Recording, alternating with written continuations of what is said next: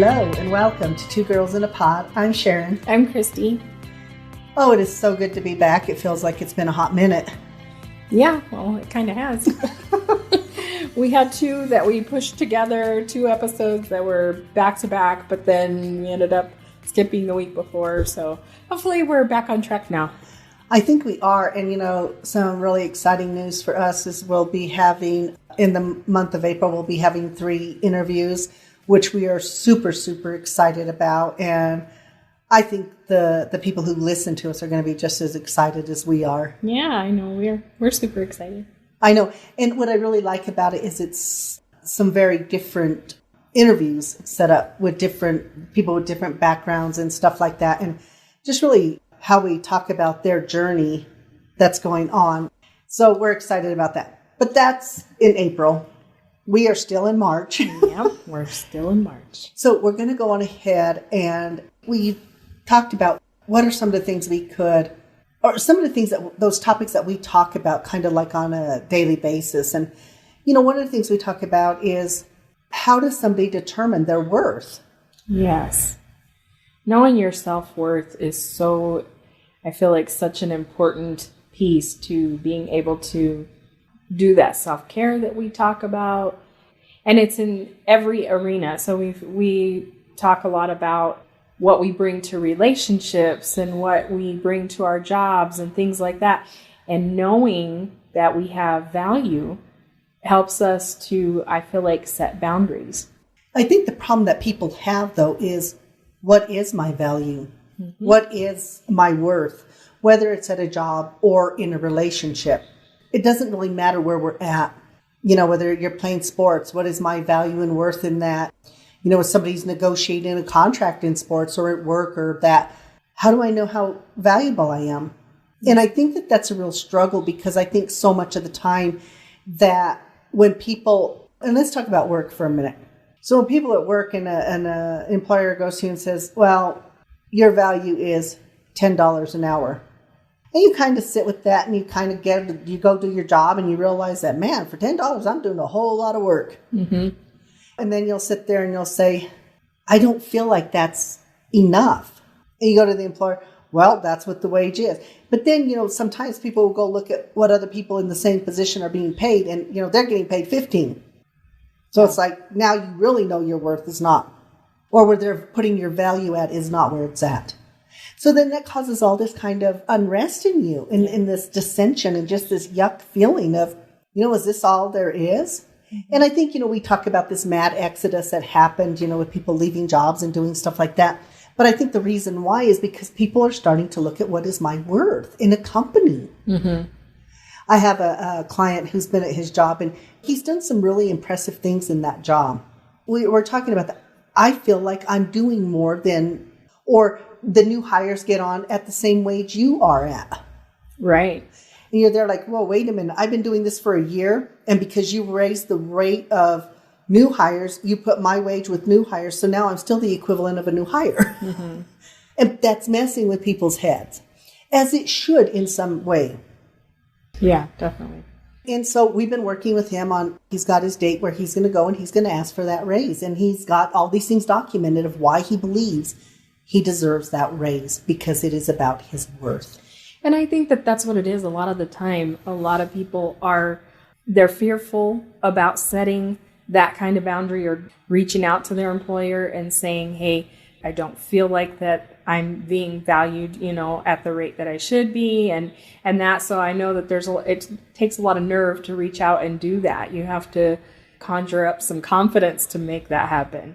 But I think that if you approach it from the place of, that you're doing your best, you can point out the value that you bring to the company.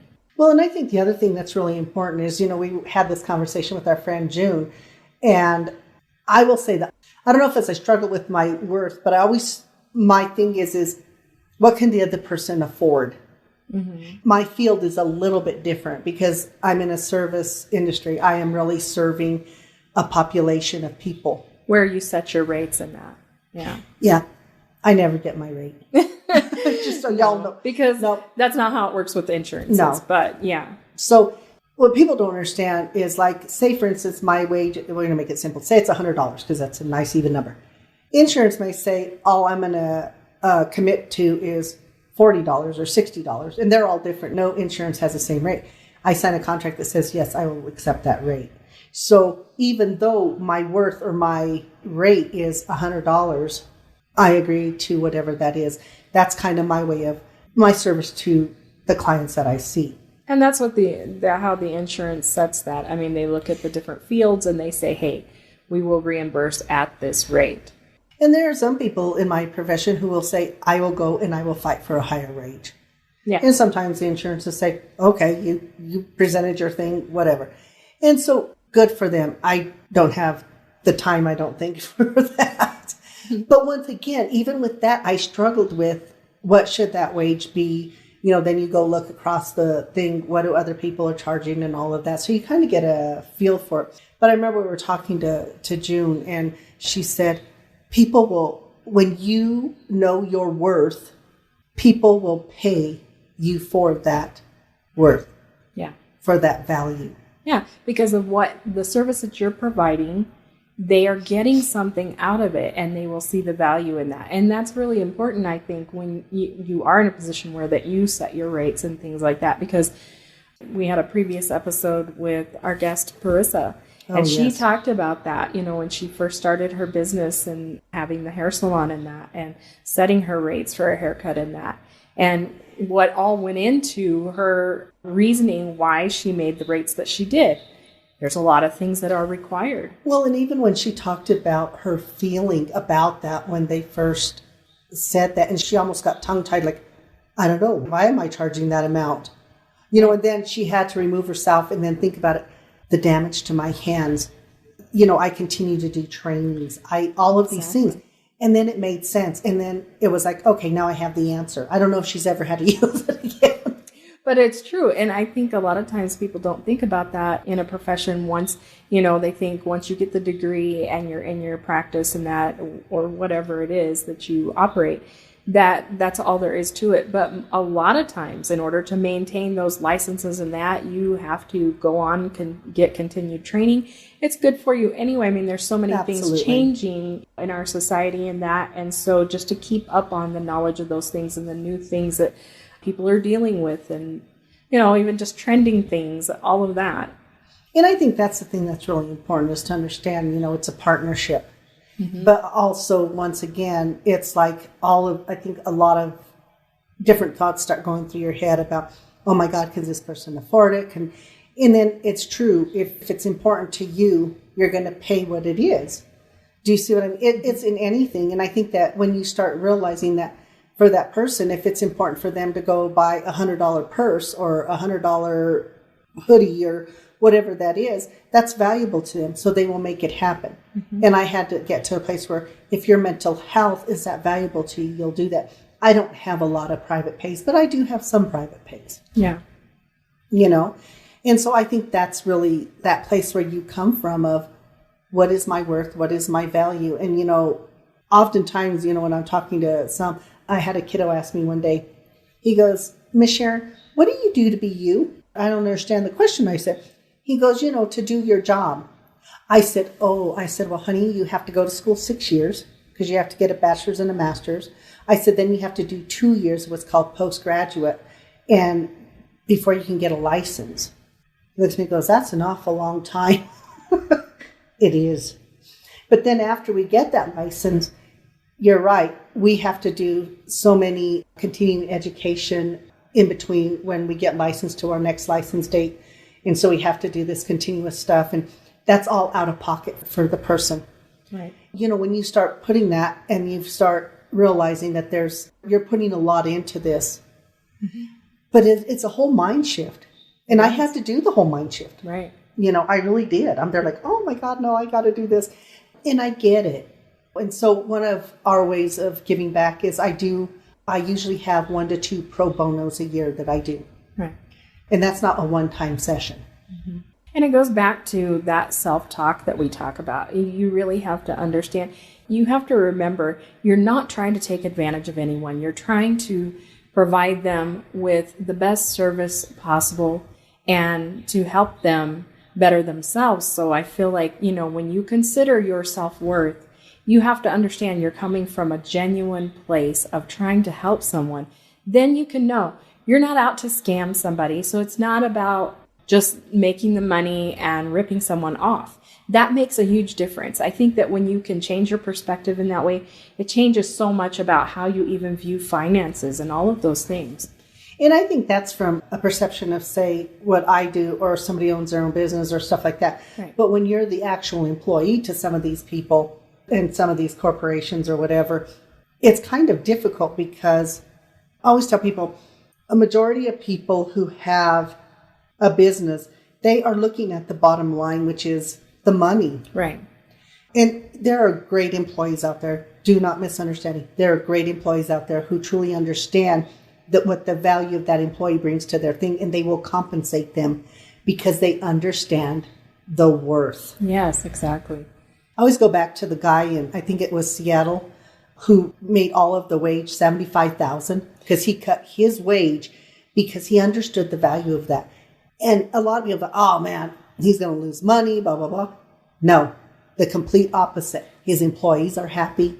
They feel like they have value. It sounds like that company is thriving. Yes. And it was a very different approach, but it looks like, it's been a good one. And once again, there are those companies out there who truly understand the worth and value of their employees. So therefore, because of that, they compensate them. They help them to understand that. Sometimes it's through money, sometimes it's through other things. Because, there's a whole bunch of different ways in which people feel that their worth and value, how they acknowledge that. Yeah. Because for some, it's, not having to commute and being able to work from home. Some it's, through childcare. There's assistance programs and things like that. So there are a lot of different ways that companies can pay it forward to their employees other than monetary. So there are things like that you can look at. But I know it can be difficult when you are an employee and you're working with a company that doesn't want to budge on raises or things like that. And sometimes you have to approach those things tactfully. But you can do it, and understanding that sometimes some companies, it seems like there's, this thing to take advantage, especially when you have salaried workers a lot of times or things like that. You find that those employees are having to work more hours and not receiving the pay to match it. So I will hear that a lot in my work with my clients. A lot of them will say, I feel like I'm really working a lot. I don't feel appreciated. I don't feel like I matter. I don't feel like they see my worth or my value to the company. Mm-hmm. Or they'll tell me, you're very valuable to the company, but yet the words don't match with what they're being paid sometimes, or whether it's pay or PTO, or for everybody it's different. Right. But then what happens is that person starts to feel almost like I'm not valuable. It can mess with your head. In that then the person starts to feel, well, I'm here, I guess maybe I'm not as valuable, or, those kind of things. And so, when you're in business, there's a relationship in anything, whether it's business or personal life. There's always this relationship. And in our personal lives, we have to know what is our value and what to the other person that's involved in the relationship. We talk about that in, whether it's friendships, parent-child relationship, marriages, partnerships, whatever word you want to use. Yeah, sometimes there's relationships where that you feel like you're only getting called on when somebody needs something. That's another time that you have to look at your self-worth and, the time spent and consider those things. Or when you're in a relationship and the relationship is good, when you're doing everything that person wants you to do, but when you sit there, talking with clients about this too, well, whether it's a family member or whatever, if I'm doing what they want me to be doing, everything's okay. The status quo is there. Yeah. But if I say, I want to do this because it's important to me, everything shifts. Right. And then that person, oftentimes, if they're seeing me, they're going into a place of anxiety and stuff like that because, oh my God, what do I have to do? How do I make this? And oftentimes they'll concede, but when they concede, you give away a little bit of you. Right. Yeah. And in doing so, I think it's very detrimental to the person. Yeah, it's not fair to you. So you have to look. But I think it first starts with know your own worth. Exactly. And then it's like, well, how do I know what I'm worth? Do you see what I mean? Even in a personal relationship, well, how do I know my value? How do I know what I'm worth? And I think that can be a very difficult question. Yeah. How would you say you determine your own worth? Like I said, I think that you really have to look at, are you doing your best? Are you putting forth the effort, and do you have the work ethic to back what you are asking for? Are you referring to in a personal relationship or in a professional one? Well, I'm talking about in a professional in that realm, but even within a personal relationship. But do you find, though, that it's a little bit different when you're looking at your worth in a work, because we often will look at that as income-based or whatever. But when we're talking about in a personal relationship, well, even in what that, becomes the measurable? I hope that you're bringing your best to that as well. If you're not actively listening to that person, if you're not holding space for them sometimes, and that, because that's what friendships are, it's give and take and those things. So, if you're not showing up in that way, then yeah, there's a deficit. You know what's interesting is I always change that word, because we talk about give and take, but oftentimes people hear that word take and I always say it's called give and share. That's true. No, seriously, when you think about it, if somebody's having a hard day, they're sharing with you. Yeah. And if you pause what you're doing, you're sharing time with them instead of saying, I'm going to take time away from this to go to you. It creates this different mentality, I think. Yeah, I could see how that would be. It could kind of create a negative connotation on the backside that you don't really consciously think about, but it may inhibit you in some way. Well, the reason I say that, I do a little bit of couples therapy, as y'all know, and it always fascinates me. But the thing is oftentimes I'll hear people say, well, I'll take time away from my game, or I'll take time away from this, or I'll take time away from that to be there for you. And there's almost a resentment in it. Well, yeah, because if you do feel like you're taking away something that you enjoy, taking away from your time of something spent, something that you enjoy doing, then you are going to feel a little bit even if it's resentful. even if it's to attend to the person you love, the people you care about. And I always talk about, and I always talk to my clients about the message you give your brain. Those words, that verbiage that we use, really changes that relationship, or it has a potential to. Yeah, it can change that interaction for sure, because it plays out through your mood. In that there are some people that will say, okay, yeah, I won't play like you used the example, I won't play my game. And then if you go and you spend time with them, but the whole time you're kind of disgruntled because you're not getting to do what you want to do, then it takes away from the relationship. Oh, geez, you need me to hold you while you're crying? God. I could be playing something right now and being happy. At least one of us would be happy. Exactly. But, it kind of feels that way sometimes, and I get it. It's a difficult thing. Well, when you think about it, that's just like even on a physical level, that they will tell you, don't use certain wording when you are, like, say your goal is to lose weight. You don't put that thought in there about a diet and restricting yourself and that, because the body will react in an opposite way. It thinks you're going to starve your body. So it has the opposite effect of what you want. So even on a physical level, you can absolutely. See that. Even going to a place of guilt. Yeah. Guilt with work, when you're talking about the physical health, but also when you're talking about that emotional thing. If you are there and you start feeling guilty, oh man, I really shouldn't have been crying and sharing that. It kind of switches and you start to feel guilty for taking them away from their game or whatever it is. That's not good either, because now it's something might have been an external thing becomes an internal thing. Exactly. And when you start having that negative self-talk and beating yourself up, you're definitely not focused on self-worth. No.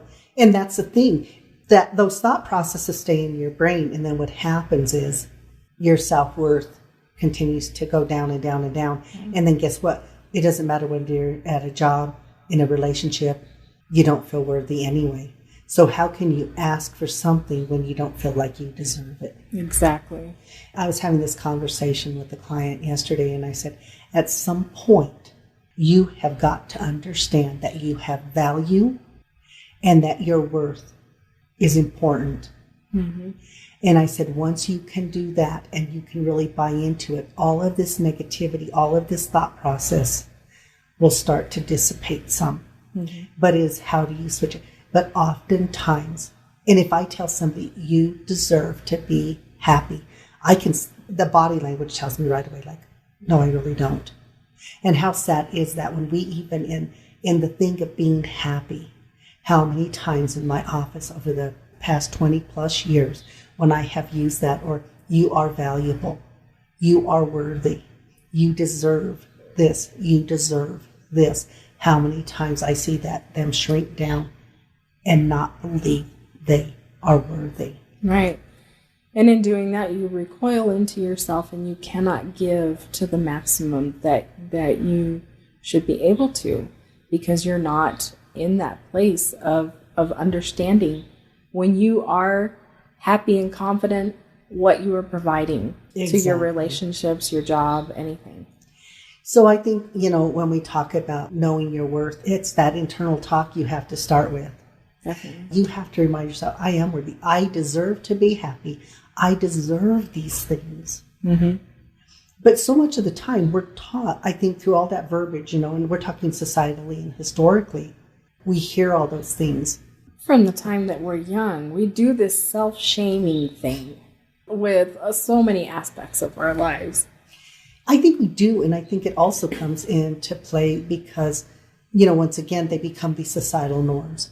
Yeah. Oh, if you live in these communities, just be okay with being the janitor or the garbage truck collector. Not that there's anything wrong with that, but that you're minimized to that, or go mow the yards or clean the houses, because whether it's because of culture or whatever it is.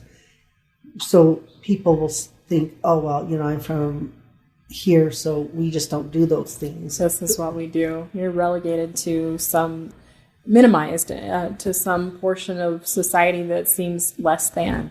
Exactly. Yeah. And because of that, you don't know who to reach out to get past that. Right. Do you know what I mean? Mm-hmm. When I work with some of my kiddos and I work with the neurodivergent population, I don't sit there and say to them, this is the best you can be. I will say, you can be what you want to be. Right. And a lot of times kids don't get that message. And, especially when they're neurodivergent and, if they started out really rough. And like I said, I'm just so grateful that I've been on this journey with one of my young men who, like I said, for the first time, a junior in high school, he no longer has an IEP. All of his passing grades. An IEP meaning? Oh, it's an individual education plan. So it's for accommodations for somebody. Because of him being on the autism spectrum, there were lots of outbursts early on and things like that, very dysregulated and things like that. And so I think it's the plan that's in place to kind of help them overcome those things. Yeah, to just assist them to become more. But I think the thing is that oftentimes, even when you're working with kids and stuff like that, and if they have behavioral issues or that, they start to believe that that's all that I am. And I think even for him, I'm autistic. I'm telling you, I am just so impressed with this young man. So impressed with him. Mm-hmm. Where he is at today, has a summer job lined up, because when you are on that journey with them and you help them to understand they can be more than they are in this moment, regardless of what they've been told, whether it's through schools or media or whatever it is, mm-hmm. or those social constructs, he now understands his worth is different. Exactly. And that's the main thing, I think, is helping others to believe in themselves, because they have received so many of these negative messages. And I mean, you can even see that, if you've watched stories of people that grew up in maybe rough neighborhoods where that a way of life was selling drugs or those kinds of things. And they talk about they never knew any other way. This is how they survived. There are people that break out of that and, start to believe something else about themselves, that they are fully capable of taking a different direction. And I think that's what it comes down to, helping people to understand that. Well, absolutely. And, when I did drug and alcohol treatment as well, that was one of the things, when you buy into those things of I'm an addict and this is what I do, this is who I am, then you stay stuck in those things. Right. And I think anything is when you learn your worth and your value. Mm-hmm. Not only what is my worth and value for myself, but then how does that go out to the community, to my relationships, to everything else? Because what you fully buy into and believe about yourself, you will fulfill. Absolutely. Yeah. And oftentimes, I think people have to understand there's some fear and intimidation about some things. Sure. And particularly when we're talking about our worth, because it's like, am I bragging? Am I vain? Am I this? Am I arrogant? How many times do people will use those kind of terminology when somebody's sitting there saying, oh yeah, I'm really good at math. Oh, a little arrogant, are we? Or things like that. And then it's like, that shuts that down. No, it's not arrogance. Right. If you're good at something and you like something, then do that. I will tell people, I love what I do. I love being a therapist, and I think I do it well. Yeah. But it took me a long time to get there to say that. I am good at what I do with the disorders that I treat. Well, yeah, and I mean, that's been It took 20 years. No. evidence-based, yeah, after how many years, but you have spent so much time in training and going and seeing so many people. I'm sure you're in the thousands with how many you've seen. So, well, and I think the other thing is true though, is because once again we get that thing of, oh, that's vanity, that's arrogance, that's conceit. So once again, then that shuts down somebody's self-worth. Exactly. No, if you're good at it, you love it, talk about it. Yeah. You know what I mean? I think that's the important aspect of all this. That's how you build that self-worth. Mm-hmm. You talk about those things that you're passionate about. You talk about what you're good at. Yeah. Because there are so many things in life we're not good at. But what happens is when your worth starts going down, how you see yourself starts going down, then guess what? You only start talking about everything that you cannot do well. Right. And we forget what we do well. When I ask people, I'll say, what is it you like to do? What do you do well? Silence. Yep. And they're like, what do you mean? You don't know? I don't even remember. Yeah. A lot of times that is the answer for people. I don't even know if I'll like it. I go, you know what the cool thing is if you don't, guess what? There are a bajillion interests out there. I promise you, you will find one, Yeah. And I don't care if it's going and finding rocks, whatever, whatever it is. There are so many things. But once again, we get so caught up in all of that negative talk that we hear or all that other verbiage that gets stuck in our head that we really do start to lose who we are. Yeah. And it's really sad because, like I say, I mean, when you focus on what you love and what you do well, not everybody has the same skill set. So it's not arrogance. When you focus on that thing that you do well at, you are bringing it to the world in a way that it's a positive, but other people enjoy it. I have had to give that a lot of thought, even in singing, because I do enjoy singing, but I enjoy singing around the house and, there's nobody there to hear it. And there's nothing wrong with that. But when people compliment me or things like that, I really had to work on that in my mind, my thinking around that. Oh boy, did she.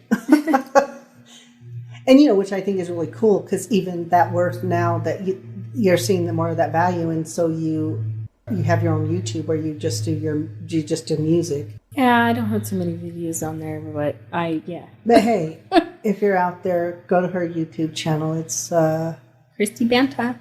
B as in boy, A as in apple, N as in Nancy, T as in Tom, A as in apple. I always like doing those little things.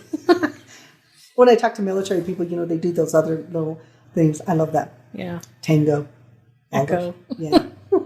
See, we digress sometimes. But, even like one of the things even about this podcast, some of the people that we really want to reach out to and that will be there like, why would they want to do our podcast? And then we finally got to the point of saying, you know what? We really love what we do. And if we love it, they will pick up on that with us. And the other thing is all we have to do is extend it out. If they say no, they say no. Exactly. But guess what? We've been getting yeses, and that's even better. So that's what we focused on that, and we have gratitude for all the yeses that we get. Yes, but there was still that thing of, is this really valuable? That apprehension. Seriously, I think it is that thing of, well, why would they? We're just a little podcast, or we don't even know how big we are because you can't track numbers. So I don't even know what that means. Yeah. And like I said, we're just so immensely grateful for every one of our listeners. Yeah. And, if you're a listener and you become a follower, that's even better. Yeah. You know what I mean? If it provides a positive note for anybody, we're grateful for that. Or if it makes you think about something. Yeah. If this episode makes you sit down and say, what is my worth? Have I been living up to that worth? And if the answer is no, then what can I do differently? Yeah. If the answer is yes, then how do I transfer that to others or whatever that is? Because it becomes that relationship. Am I worthy in everything? And oftentimes we're not. We might see our worth in our work, but not in our relationships, or vice versa, or whatever. Yeah. We might not see our worth as far as being a parent. But man, I'm a good executive, or I'm good this, or I'm good at this. But as a parent, man, I just don't know if I'm doing.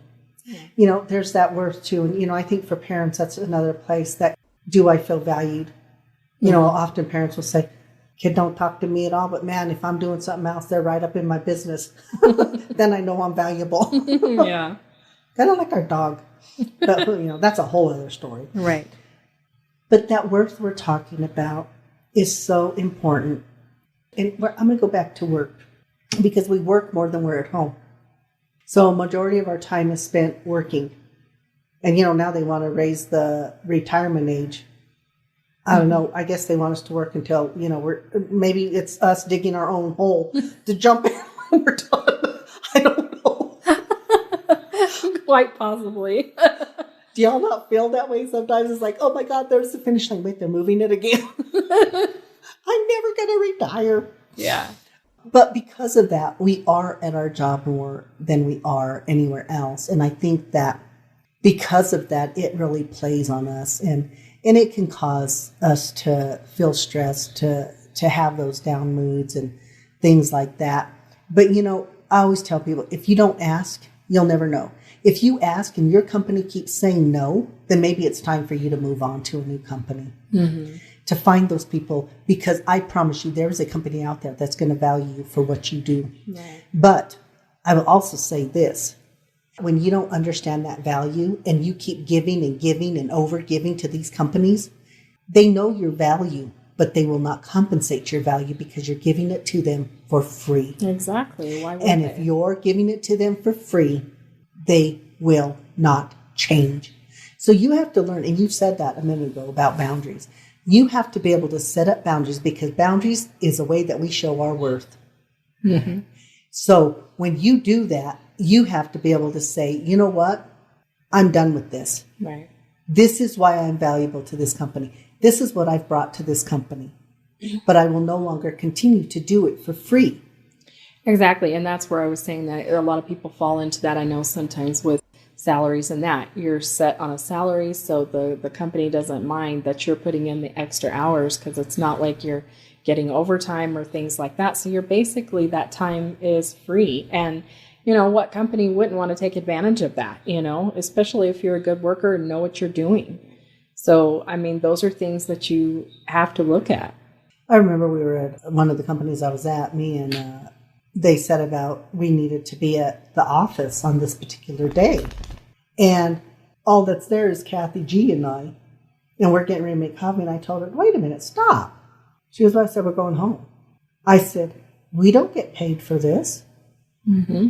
I'm sorry. In my head, I'm there like, I would rather enjoy my day at home with you than to be there sitting around waiting to see if somebody was going to come in and need services. Not my job. Yeah. Especially when you're not paid for your time in between, because with you guys, it was like a contract type of thing. So, and that was the other thing, they would have these meetings. Well, guess what? The meeting takes an hour. That takes money out of my paycheck. Finally, I'm there like, no, I had a person who I said, I'm not going to change this person's schedule because they couldn't change it. Yeah. And, so if they couldn't make their appointment, then I would go to the meetings. But I didn't make the meeting my priority because that wasn't what was compensating me. Nor was it really changing anything in what I did or my role in the company itself. Yeah, those boundaries, I think that's where the original concept of that you were hearing a year ago about the quiet quitting, and that has such a negative connotation, sounds like, to it. But I think really what people were trying to say is setting a boundary about not going that extra mile when you're not getting paid for it, and that, allowing them to take advantage of that time and doing those things for free. And so it wasn't really necessary. I don't think quiet quitting was a good term to use for it, but it really was more about people are starting to realize not having those boundaries in place, they were getting taken advantage of. I think that's absolutely true. And I think that when people do that mad exodus, what you're hearing from about that is, well, people just don't want to work. Well, it gets disheartening when you work 40 hours a week, sometimes 50 hours a week, and you get to pay rent, pay all your bills. And then at the end, you sit there and say, "Ooh, yippee, now I have $20. Oh, I got to put gas." Yeah, there goes that. Yeah. Because I have some clients like that, they'll be there and they budget their money. Everything is so budgeted that they feel like, what am I all I work for is a place to live, but there's no entertainment, there's no nothing. Which goes into a whole nother set of problems because there's so many things that need to change on a systemic level. Well, once again, that still goes into somebody's worth. Definitely. You're not worth $15 an hour, but yet they want you to go pay over that in rentals and stuff like that. So exactly. It's this really weird dynamic. But once again, all these things start playing on your self-worth. Mm-hmm. But it puts people in such a conundrum because there are people that are working 2 and 3 jobs trying to make ends meet. And it shouldn't be that way. Cost of living needs to, there needs to be some evening out that happens.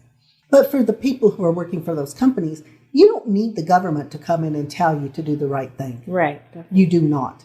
Yeah. You know what you're doing. You know your overhead. You know how much you're paying your executives. Exactly. You know.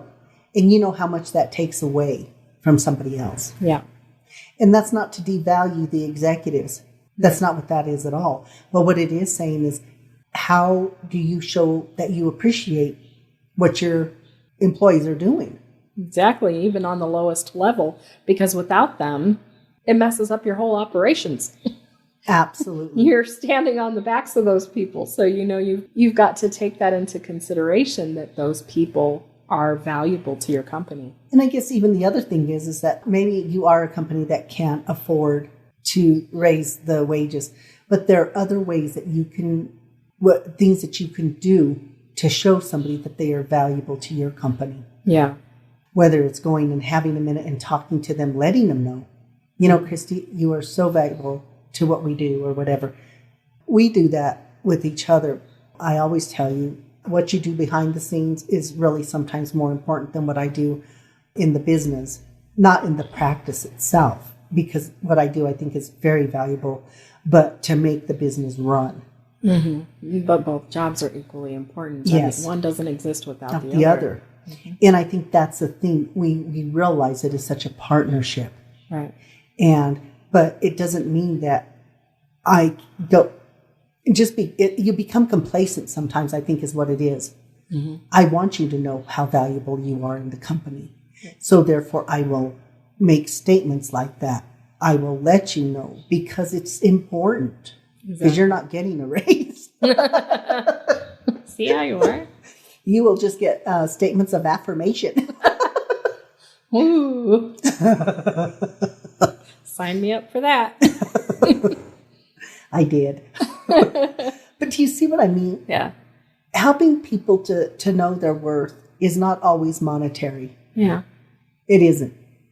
Sometimes it is just taking time to let them know their value. Mm-hmm. In relationships, it's not always about taking somebody out to dinner and stuff, but sometimes it is putting aside your game when you see somebody crying and you just go sit with them and there's no thing of I'm giving up something instead of I'm sharing my time with somebody.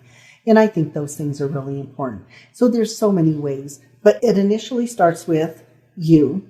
Yes. You understanding you have worth. Yes.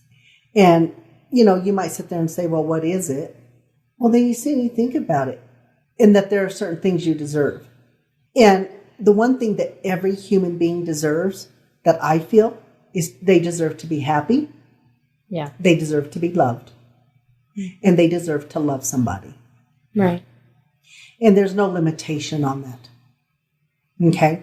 So for me, even if those become your statement is, I deserve to be loved, I deserve to love somebody, I deserve to be happy, I am worthy of all of these three things, then there's a start. Yes, because then you're of the mindset to bring your best to the table in whatever aspect of your life that you're looking at. Absolutely. And I think those are the things that are really important, is paying attention to those things, sitting with yourself. And if you're feeling that you're not feeling worthy or like you're less than or whatever in whatever those arenas are, then you have to sit there and say, why is it in this arena and not another arena? And I think sometimes it's just we need validation, but we won't go to that person and say, hey, I really need you to talk to me about, what is the value of me in this relationship? Mm-hmm. And particularly with even in work, what do I bring to your company that is valuable? Mm-hmm. Because oftentimes we'll talk about our value to somebody else, but we don't know what the company feels what our value is, mm-hmm. what our worth is to the company. So I say, put that back on your supervisors and stuff. And sometimes they haven't even thought about that until you come to them with that and say, you make it known to them that you're not feeling appreciated or those or kinds I of love things. it. You get your yearly evaluation, which, just so you know, brings anxiety to a lot of people. Yeah. Oh my God, I got this yearly evaluation. And I'll even ask, well, do you feel like there's something that's gone on that would show some negative feedback or stuff? No, but there's still the fear of negative feedback, mm-hmm. because did I do enough? Did I miss something? Yeah. And sometimes it's just because they know their employer. And it's sad when it's a situation that's like true that. Too. But they are expecting, and sometimes, unfortunately, it is that way. The employer's only looking at their bottom line, and they don't want to have to pay you out more or whatever. So, there are those attitudes that you will encounter. One of the things as a supervisor, I would always go in with the mentality of, sometimes I'm going to have to talk to you about, we talk about meeting numbers or things like that, or what is those kind of things, or what is, paperwork, all that kind of stuff. And I would always, if I had that negative, I would start with that, but I would always finish with everything that was positive, what that contribution meant. Mm-hmm. Because I think that's the important thing. We are reversed in that. Oftentimes people come out of those years, and that's the only time you hear about your performance. Yeah.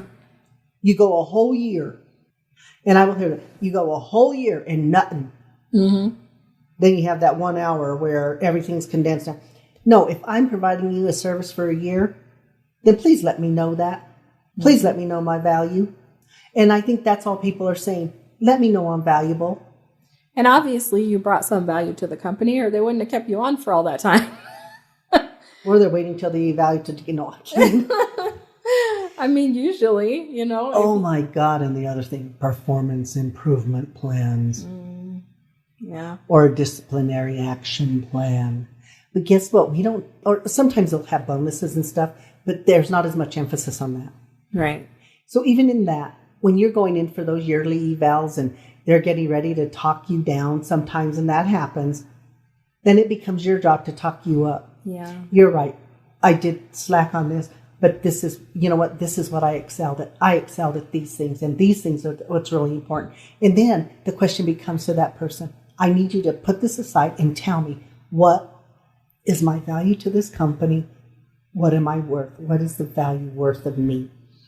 That's why I think, before you go into those evaluations and things like that, really working on building your self-confidence in that area and looking at what your self-worth is before you go in there, because a lot of times that's when you really have to sell yourself, make yourself shine, and help them to recognize it.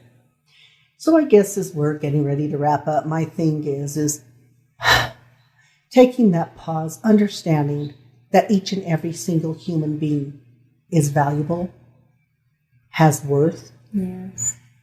And it's not about what other people say because it starts with you. You need to say it to yourself before other people are going to say it to you. Yeah. You need to start believing that you have value and worth. And it's not about your employer. But if you feel you have worth and value in a company, then let them know that. It doesn't have to wait. You don't have to wait until some yearly evaluation. Talk about that. Mm-hmm. Because oftentimes those are the people who are getting the raises are the ones who are in your face all the time. I need a raise. I want this. I want this. I want this. This is what I do. I guess when they say that the squeaky wheel gets the oil. Yeah. Sometimes you have to become the squeaky wheel. And you really have to do work on your approach, because if you go in there saying everything that the company's not doing, it's where the focus has to come in is what you are doing. You got to sell yourself. You don't sell the company. Mm-hmm. You don't demean the company. Just as in a relationship, you don't demean the relationship. You go in and you talk about what am I bringing to the table in whatever that relationship is. Yeah. You don't sit. I don't gain value by demeaning you. Right. But people will often do that. They think if I demean you, then I gain value. It's the complete opposite. It's kind of like I was telling you too, because this is like the political season. And I was telling you the other day, it's watching some of the stuff about when it's a candidate that's on or whatever. A lot of times it's not about what that candidate can bring to the position that they're running for or whatever. It's usually about roasting the others, and that's one of the reasons I don't really like to watch those. I mean, I love to go and read the stuff that where are they at on different situations? Absolutely. What is their take on these different issues? That's more important to me than them ridiculing the other candidate. Exactly. So this is a mind shift we're talking about. Right. So, maybe for the week, just practice it. Find one statement, whatever that is. Have gratitude for your worth. Have gratitude for your relationships. Have gratitude for your jobs and all of that. And then within that gratitude, you will find some of that worth anyway. Yes. Okay?